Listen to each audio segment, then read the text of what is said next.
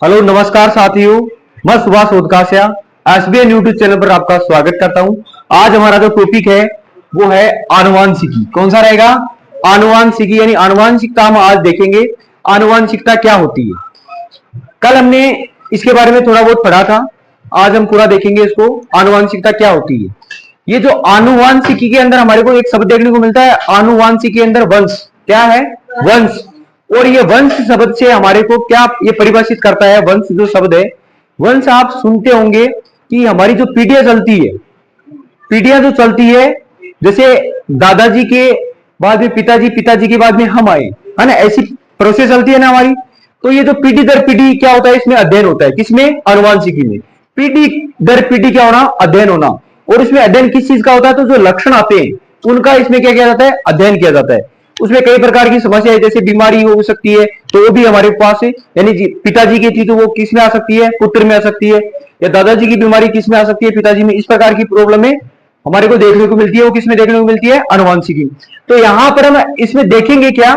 तो जो आनुवांशिकी है क्या, यानी एक तरह से हम कह सकते हैं पीढ़ी दर पीढ़ी क्या करना? अध्ययन करना। सबसे पहले यदि मैं बात करूं तो जो आनुवांशिकी जो शब्द दिया था वो किसने दिया था? आनुवांशिकी जो शब्द दिया था वो किसने दिया था? रे बेयरसन ने दिया था। किसने दिया था? बेयरसन ने दिया था। और सन 1905 में दिया था। कब दिया था ये?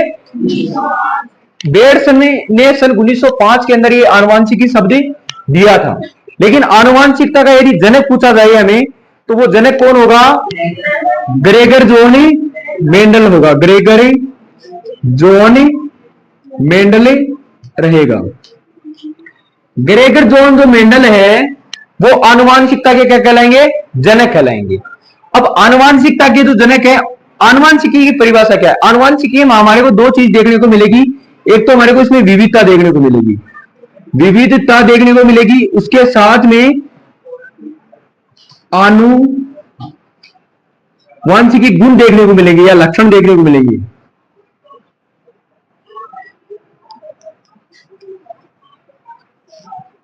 जो गुण है वो हमारे को देखने को मिलेंगे। इसमें कैसे देखने को मिलेंगे? लेकिन उससे पहले हम देख लेते हैं ग्रेगर जोन मेंडल के बारे में एक बार। ग्रेगर जोन मेंडल का जो जन्म होता है वो 22 जुलाई 1822 को होता है। 22 जुलाई 1822 को इनका जन्म होता है। कहां पर होता है रे? ऑस्ट्रिया में होता है। कहां पर होता है? ऑस्ट्रिया, ऑस्ट्रिया के ब्रून शहर में होता है। ऑस्ट्रिया के ब्रून शहर के कौन से एरिया में? सिलसिला। वहां पर इनका क्या होता है? जन्म होता है। इनकी जो पढ़ाई होती है वो कहां पर होती है? गिरजाघर। उसके पश्चात ये वियना भी जाते हैं। वियना जाने के पश्चात इनका जो प्रयोग जो मुख्य रहता है वो किसके ऊपर रहता है? मटर के। लेकिन उससे पहले इन्होंने हिरोशियम पादप पर भी प्रयोग किया था। किस पर? हिरोशियम नामक जो पादप था उस पर भी किया था, लेकिन इसमें क्या रहे थे? असफल रहे थे। उसके पश्चात इन्होंने जो चूज किया था वो काट किसका किया था? मटर के पौधे का। मटर का जो पौधा था, मटर का जो पौधा था उसका इन्होंने क्या किया? चुना। अब मटर के पौधे को चुन करके और इस पर इन्होंने प्रयोग किया। लगभग 7 वर्षों तक किया था। कितने वर्षों तक? मटर का जो पौधा था उसको चुनने का कारण यह था कि ये एक तो था 1 वर्षीय। कैसा था? 1 वर्षीय था। उसके साथ ही इसके जो और इसकी जो विशेषता थी वो थी उभयलिंगी। कैसा था ये? उभयलिंगी था। उभयलिंगी यानी उभयलिंगी का अर्थ ये हुआ इसमें स्वपरागण भी हो सकता है और परपरागण भी हो सकता है। स्वपरागण का मतलब एक ही पौधे के अंदर नर और मादा हो तो उसे हम क्या कर देंगे? स्वपरागण। और वहां पर यदि 10-15 पेड़ हैं, छोटे छोटे जो पौधे हैं मटर यानी मटर के, तो उनमें यदि हो रहा है संक्रमण तो वो क्या कहलाएगा? परपरागण कहलाएगा। क्या कहलाएगा? परपरागण कहलाएगा। यानी ये जो मटर का जो पौधा है वो कैसा है? 1 वर्षीय है। इसमें विशेषता जो है वो क्या है? उभयलिंगी, यानी इसमें स्वपरागण भी किया जा सकता है और परपरागण भी किया जा सकता है। उसके अलावा इसके मटर के कितने लक्षण लिए उसने? 7 जोड़ी विपर्यासी लक्षण लिए। मेंडल ने 7 जोड़ी विपर्यासी लक्षण लिए, अलग अलग, यानी उनके कलर दिखे, उनके झुरीदार थे, गोल थे, वो किस प्रकार के थे, हरे थे, पीले थे, वो इस प्रकार से उन्होंने कितने जोड़ी लिए? 7 जोड़ी विपर्यासी लक्षण भी लिए। मटर का जो पौधा था वो 1 वर्षीय होने की वजह से इनको कम समय के अंदर इन्होंने प्रयोग करके इसके बारे में देख लिया। ग्रेगर जॉन मेंडल ने मटर के पौधे के बारे में बताया। उसके अलावा मटर का एक वैज्ञानिक नाम भी है, क्या है? क्या है? पाइसमी सटाइवम। इसका जो वैज्ञानिक नाम क्या रहेगा? पाइसमी सटाइवम इसका क्या रहेगा? वैज्ञानिक नाम रहेगा। उसके अलावा यदि मैं बात करूं कि पेड़ की, इसमें एक जीन शब्द है। जीन शब्द का अर्थ क्या होता है उसको हम देख लेते हैं। यानी मटर के बारे में हमने देखा है, तो इसका 1 वर्षीय है, उभयलिंगी है, 7 जोड़ी विपर्यासी लक्षण लिए, और इसमें पाइसम सटाइवम इसका क्या रहा? वैज्ञानिक नाम रहा। अब यदि मैं जीन शब्द की बात करूं तो जीन का अर्थ क्या है, जीन के बारे में देखते हैं। जीन शब्द जो है वो किसने दिया था? जॉनसन ने दिया था। किसने दिया था? जीन शब्द जो दिया था वो जॉनसन ने दिया था। इसको मेंडल ने क्या कहा था? क्या कहा? कारक कहा था। मेंडल ने जीन शब्द को जो कहा था वो क्या कहा था? कारक कहा था। जबकि दिया किसने नाम है? जॉनसन ने दिया था। जीन जो होता है वो किस क्रम में व्यवस्थित होता है? रेखीय क्रम में। किस क्रम में रहता है? रेखीय क्रम में ये व्यवस्थित रहता है। उसके अलावा यदि जीन की बात करें तो ये आनुवांशिकता का क्या होता है? वाहक होता है। किसका वाहक होता है? आनुवांशिकता का वाहक होता है। और ये साथ ही लक्षणों का निर्धारण भी करता है। आनुवांशिकता का क्या होता है? ये वाहक होता है। साथ में किसका निर्धारण करता है? लक्षणों का क्या करता है? निर्धारण करता है। इतनी बातें हमारे को किसकी पता होनी चाहिए? जीन के बारे में। जीन क्या है? जीन शब्द किसने दिया? जॉनसन ने। जीन को मेंडल ने क्या कहा? और ये किस क्रम में रहता है? और ये आनुवांशिकता का क्या होता है? वाहक होता है। और ये लक्षणों का क्या करता है? निर्धारण करता है। इतने बिंदु हमारे जीन के हो गए। अब जीन जो है, जो भी मेंडल ने अपने जो आंकड़े दिए थे, मेंडल ने अपने जो भी आंकड़े दिए थे उनको किस रूप में व्यक्त किए थे? सांख्यिकी रूप में उन्होंने बताए थे कि भाई ये जो मैंने आंकड़े दिए वो किस रूप में उन्होंने बता दिए? सांख्यिकी के रूप में भी बता दिए। तो जीन शब्द समझ में आया नहीं? जीन के बाद में हमारे पास है लैंगिक जनन होता है और एक क्या है? अलैंगिक जनन होता है। अब लैंगिक जनन क्या होता है और अलैंगिक जनन क्या होता है? आनुवांशिकता में क्या होता है कि हमारे जो माता पिता के या फिर दादा दादी के जो लक्षण है वो हमारे अंदर भी देखने को मिलते हैं। जैसे आपकी आंख हो सकती है, नाक हो सकता है, ऐसा देखने को मिलता है नहीं मिलता? अरे जब भ्रूण से जब बच्चे का निर्माण होता है, भ्रूण से बच्चा है तो बंधन, भ्रूण से बच्चे का जब बन जाता है पूरा, और जब वो 9 महीने के पश्चात पेट से जब बाहर आता है नहीं, तो उसकी जब शक्ल देखते हैं, क्या देखते हैं? शक्ल देखते हैं। तो पुरुष जो होता है वो तो कम देखता है, लेकिन जो महिलाएं होती है वो देख करके सीधा क्या बताती है? ये पापा जी पर गया है, ये किस पर गया है? मम्मी पर गया है, ये दादाजी पर गया है, ये दादी पर गया है। जैसे ही उसकी शक्लें देख करके अनुमान लगाते हैं कि ये किस पर गया है। ऐसा लगता है नहीं कि भाई ये पापा जी की शक्ल गया है या मम्मी की शक्ल पर गया है। ऐसा क्यों लगता है? क्योंकि जो हमारा जो चेहरा होता है उसमें जैसे हमारे नाक, कान, आंखें, जो हमारे बाल होते हैं, इस प्रकार की जो हमारे शरीर की जो बनावट होती है वो थोड़े बहुत लक्षण हमारे को माता के या पिता के देखने को मिल जाते हैं। तो उसे हम क्या कह देते हैं कि आनुवांशिकी के गुण आ गए इनमें, यानी पीढ़ी दर पीढ़ी क्या आ रहे हैं? गुण आ रहे हैं। अब ये जो लैंगिक जनन होता है और जो अलैंगिक जनन होता है वो कैसे होता है तो देख लेना। लैंगिक जनन की परिभाषा यदि हम दें तो इसमें नर और मादा का संलयन होता है। क्या होता है? नर और मादा। नर के गुण और मादा के जो नर युग्मक और मादा युग्मक जब मिलते हैं उनका क्या होता है? निषेचन होता है। क्या होता है? निषेचन। और निषेचन से नर युग्मक और मादा युग्मक का जब निषेचन होता है तो उससे बनता है युग्मनज। क्या बनता है? युग्मनज बनता है। और युग्मनज से किसका निर्माण होता है? भ्रूण का निर्माण होता है। किसका निर्माण होता है? भ्रूण का निर्माण होता है। तो वो जो प्रक्रिया होती है वो किसमें होती है? लैंगिक जनन में होती है। किसमें होती है? लैंगिक। यानी उसमें नर और मादा का दोनों का क्या होता है? संयोग होता है। लेकिन अलैंगिक जनन में क्या होता है? इसमें नर और जो मादा होता है वो एक ही होता है। क्या होता है? एक ही। जैसे यदि मैं बात करूं, हमारे ही चैप्टर के अंदर एक आ रखा है हाइड्रा, अमीबा, उनमें क्या होता है? अलैंगिक जनन होता है। अरे अमीबा जैसे होता है ऐसे होता नहीं, अमीबा इस प्रकार का होता नहीं, ऐसा आकार होता है। हाइड्रा का यदि मैं इस प्रकार से यदि डायग्राम बनाई हमें तो कुछ इस प्रकार से आपको नजर आता है, ऐसा कुछ लगता है नहीं। फिर ये धीरे धीरे हाइड्रा क्या करता है, अपना ही आकार बढ़ा लेता है। जैसे इधर से थोड़ा थोड़ा अपना आकार बढ़ाएगा, फिर थोड़ा थोड़ा बड़ा होकर के वापिस अपना आकार जैसा ये है ना, वैसा का वैसा ये बन जाएगा, यानी उसी में से टूट जाएगा। ये वाला आकार है, धीरे धीरे क्या होगा, इसके दो भाग हो जाएंगे, और धीरे धीरे दोनों भाग कैसे होंगे, वापिस सेम के सेम है, ऐसे दो अमीबा बन जाएंगे। कैसे बन जाएंगे, दो अमीबा। तो ये जो है ना, इनमें क्या होता है, फर्क देखने को अंतर जो है वो देखने को नहीं मिलता हमारे को। सेम इनकी जो आकृति होती है वो क्या कैसी होती है, सेम आकृति होती है। लेकिन हमारे को लैंगिक जनन में देखें तो उसमें थोड़ा बहुत हमारे को परिवर्तन देखने को मिलता है। इनमें हमारे को बहुत कम परिवर्तन देखने को मिलता है, और इसमें नर और मादा जो होता है वो एक ही होता है। क्या होता है, एक ही होता है। ये लैंगिक और अलैंगिक थोड़ा बहुत डिफरेंस समझ में आएगा। उसके पश्चात हमने जीन देखा, अब है समयुग्मजी। समयुग्मजी क्या होता है उसको हमें देख लेते हैं। समयुग्मजी और एक है विषमयुग्मजी। समयुग्मजी की देखते हैं परिभाषा क्या बन सकती है। अभी मैं यदि यहां पर टी, कैपिटल टी और कैपिटल टी लिख रहा हूं, इधर मैं स्मॉल टी और स्मॉल टी लिख रहा हूं।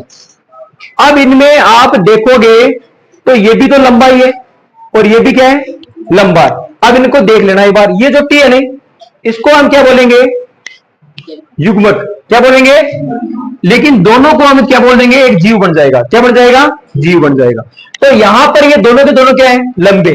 यहां पर दोनों के दोनों क्या है, यानी एक जीव बना है ये स्मॉल टी से, यानी ये बोना है और ये क्या है, लंबा है।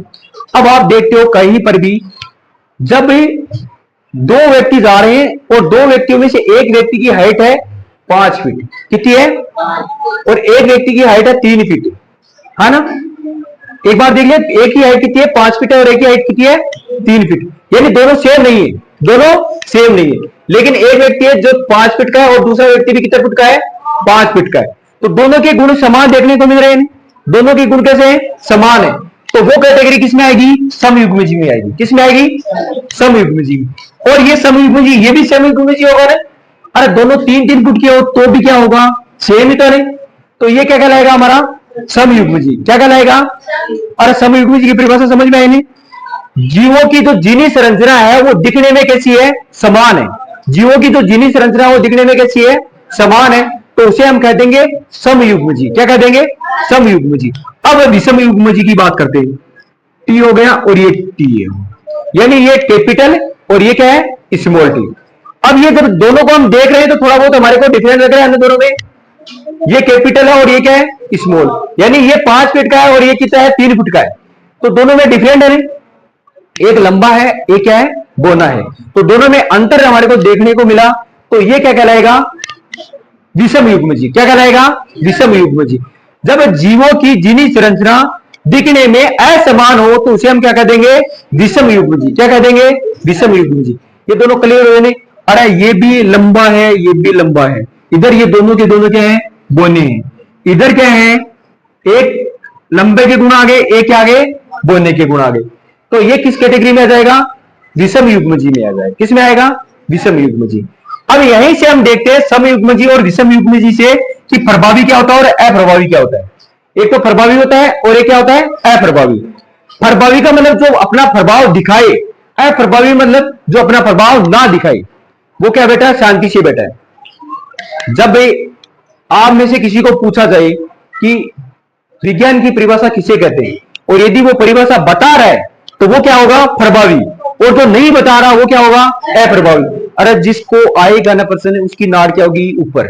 जिसकी नाड़ क्या होगी, और जिसको नहीं आ रहा वो नाड़ क्या करेगा, नीचे रखेगा। रखेगा नहीं, क्योंकि उसको नहीं आ रहा तो वो अपने आप ही दिखेगा कि मैं ना दिखूं।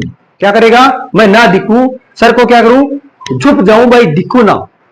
तो उस वजह से वो क्या हो जाएगा, अप्रभावी हो जाएगा। और जो दिख रहा है वो क्या हो जाएगा, प्रभावी। अब एक 5 फुट का व्यक्ति है, एक 3 फुट का है, दोनों साथ में जा रहे हैं मार्केट में, तो पहले आपको नजर कौन आएगा, 5 फुट वाला दिखेगा नहीं, 3 फुट वाला भी दिखेगा, लेकिन वो थोड़ी देर बाद में दिखेगा आपको। लेकिन पहले नजर हमारे को कौन आता है, 5 फुट वाला। अरे जब गांव में या फिर कहीं शहर में देखते हो तो सबसे ऊंची जो मंजिल होती है वो आपको पहले दिखाई देती है नहीं। और जो नीचे मंजिल होती है वो थोड़ी बाद में दिखाई देती है, जब पास में जाते हैं तब दिखाई देती है। लेकिन जो ऊंची ये 5 या 6 मंजिला जो बिल्डिंग है वो हमारे को काफी दूर से दिखाई दे रही है, तो वो क्या कहलाएगी? प्रभावी है। और जो नहीं दिखाई दे रही वो क्या कहलाएगी? अप्रभावी। अब इसमें देखते हैं, इनमें तो दोनों प्रभावी है, नहीं सेम है। अरे ये भी 5 मंजिला है, ये भी 5 मंजिला है, दोनों बराबर है, तो कोई फर्क नहीं है, नहीं। और ये भी 2 मंजिला है, ये भी 2 मंजिला है, ये भी बराबर है, इसमें कोई डिफरेंस है क्या? तो ये तो क्या हो गए? प्रभावी है दोनों। लेकिन इनमें देखने को मिलेगा, ये यहां पर बिल्डिंग है वो 5 माला है, कितनी है? और ये वाली बिल्डिंग है कितनी माला है? 3 माला। पहले कौन सी दिखेगी? 5 माला वाली दिखेगी, नहीं। तो यहां पर प्रभावी कौन होगा?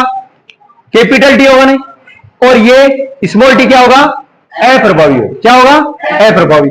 और यहां से देखने को हमारे को पता चल रहा है कि भाई अपना इफेक्ट कौन दिखाएगा? यहां पर ये दिखाएगा या ये दिखाएगा? इसका इफेक्ट किसका दिखेगा? इफेक्ट टी कैपिटल टी का दिखाएगा ना।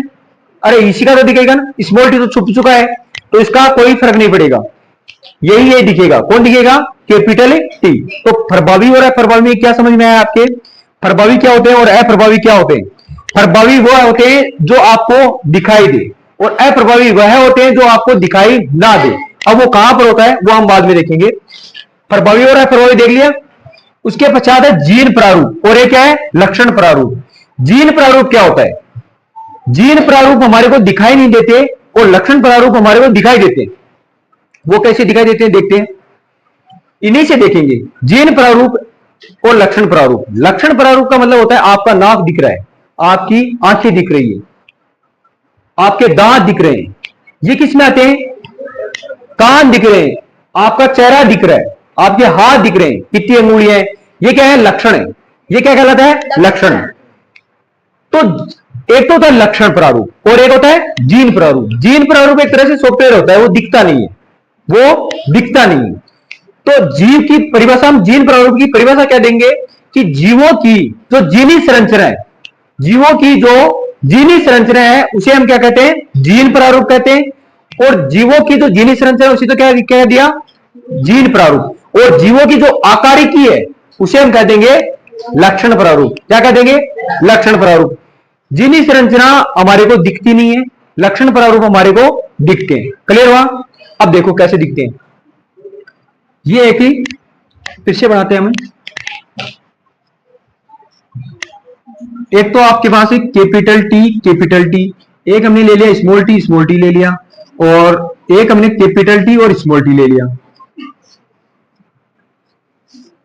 अब जब मैंने इसका डब्बा बना दिया ना, तो ये दोनों एक जगह हो चुके हैं, है ना? दोनों एक जगह हो गए। अब यहां पर देखो आप, ये जो कैपिटल टी और कैपिटल टी है, इसको यदि हम बाहर से देखें तो ये लंबा है, नहीं?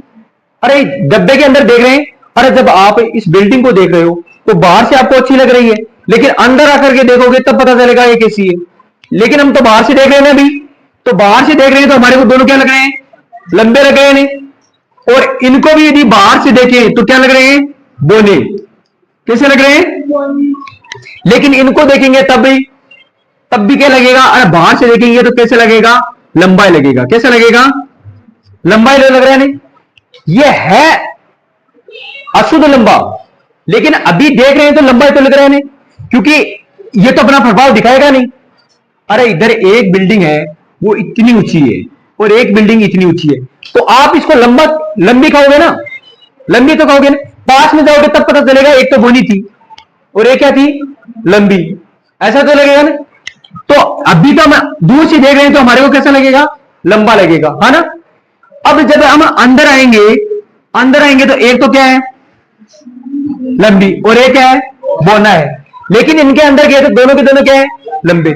इनके अंदर भी क्या है? बोने हैं दोनों। लेकिन अंदर देखा तो क्या है? वहां एक तो क्या है और एक क्या है? बोना है। यानी ये जो अंदर से हम देख रहे हैं वो क्या कहलाएगा? आपका जीन प्रारूप कहलाएगा। क्या कहलाएगा? और बाहर से देखेंगे तो वो क्या कहलाएगा? लक्षण प्रारूप कहलाएगा। क्या कहलाएगा? समझ में आया क्या? अंदर जाकर के देखेंगे तो वो क्या कहलाएगा? जीन प्रारूप। बाहर से देख रहे हैं वो लक्षण प्रारूप। अरे बाहर से देख रहे हैं तो वो क्या कहलाएगा? दोनों क्लियर हो गए, नहीं? यानी इसको हम देख रहे हैं यहां से, ये है लक्षण प्रारूप। अंदर जाकर के देखा कि भाई एक तो लंबा और एक क्या है? बोलना है, तो ये क्या कहलाएगा? जीन प्रारूप कहलाएगा। क्या कहलाएगा? तो दोनों की परिभाषा समझ में आई, नहीं? जीन प्रारूप क्या होता है और लक्षण प्रारूप क्या होता है। अब है हमारे पास एक संकरण और द्विसंकरण है। एक तो क्या है, एक संकरण, और एक है द्विसंकरण। अब इसमें क्या होता है, जब एक जोड़ी विपर्यासी लक्षणों के मध्य क्रॉस करवाया जाता है तो वो कहलाता है एक संकरण, और दो जोड़ी विपर्यासी लक्षणों के मध्य यदि क्रॉस करवाए तो वो कहलाता है द्विसंकरण। वो हम देखेंगे करवा करके, यानी एक संकरण और द्विसंकरण के मध्य। अब हमारे को देखना क्या है कि मैंने आपको बताया था आनुवंशिकी, और आनुवंशिकी के अंदर हम देख रहे थे कि एक तो होती है विविधता, एक तो क्या होती है विविधता, और एक होती है आनुवंशिकी।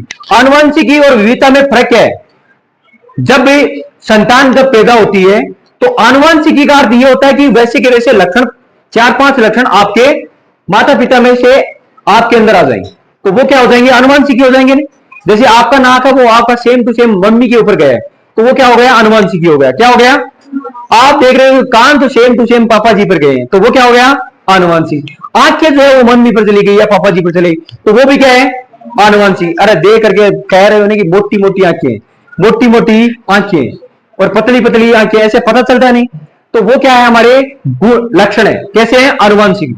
लेकिन विविधता के अंदर क्या आता है, विविधता के अंदर हमारे को वातावरण में से कुछ और नया देखने को मिल जाए, वातावरण से आपने कोई और लक्षण ले लिए, तो वो क्या होंगे, विविधता देखी जानी। तो आनुवंशिकी में आपको आनुवंशिकी भी देखना पड़ता है और साथ में उत्परिवर्तन भी आते हैं, और थोड़े बहुत आपको विविधता भी देखने को मिलती है, जो हमारे को वातावरण से प्राप्ति हो जाती है। अरे पर्यावरण जैसे, जैसा हमारे को पर्यावरण मिलेगा वैसे के वैसे लक्षण हमारे को देखने को मिलेंगे। जैसे आप पर्यावरण में रहोगे वैसे लक्षण आपके अंदर आएंगे, आएंगे ना, तो वो हमारी बात हो चुकी है। बंद नहीं करना, रोक दो। हमने देख लिया ना, हमारा जो भी परिभाषाएं बन रही थी आनुवंशिकी में वो हमने सारी देख ली। मटर के बारे में हमने पूरा डिटेल से देख लिया कि मटर का पौधा जो होता है 1 वर्षीय होता है, इसके अंदर ही उभयलिंगी यानी स्वपरागण भी हो सकता है और परपरागण भी हो सकता है। मटर का जो पौधा होता है वो 1 वर्ष। प्लीज वीडियो को लाइक करिए, चैनल को सब्सक्राइब करिए और बेल आइकन को दबाना ना भूलिए।